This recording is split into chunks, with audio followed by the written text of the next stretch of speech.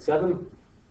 Here we are, Semester 2, Grade 7 Science, Thermal Energy and Heat Technology, Lesson 7.1, Temperature and Thermometers.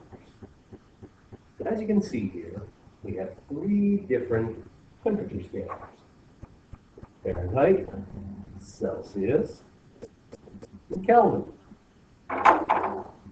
Let's take a look at these today. We use the word temperature every day to describe how warm or cool something is.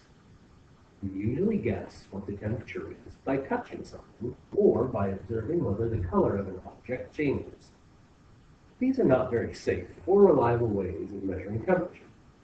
Fortunately, we have a number of instruments which we can use to accurately measure how hot or cold something is.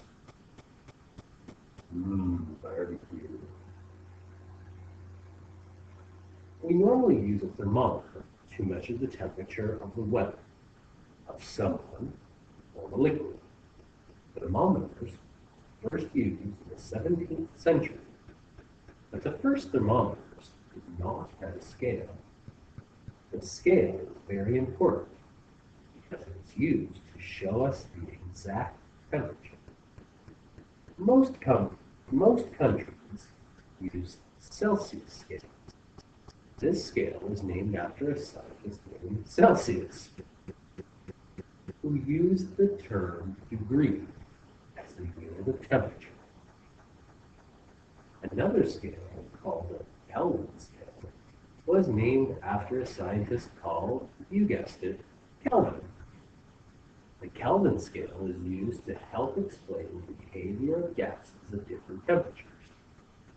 The final scale, the Fahrenheit scale, was indeed named after a gentleman named Fahrenheit. He invented thermometers which use colored alcohol. These thermometers are much safer than mercury-filled thermometers. And down here you can see Anders Celsius, Lord Kelvin, and good old Daniel Fahrenheit. A thermocouple is a pair of wires made of 2 different metals twisted together. When the twisted tips are heated, a small electrical current is created. The other ends of the wires are connected to a meter or computer, which then measures the temperature. The electrical current can be used to turn a switch or a valve on or off if the temperature changes.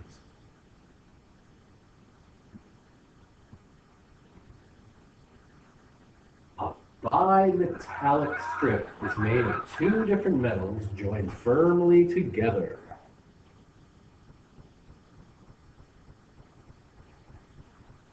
When the temperature increases, the strip forms a coil which tightens or loosens. This tightening or loosening motion is registered on a thermometer or a thermostat as a temperature change.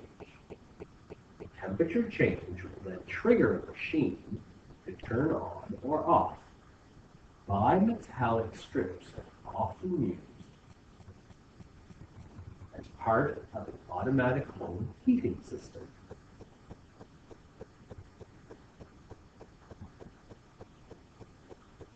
A recording thermometer looks like a rotating drum that expands and shrinks as air flows in and out.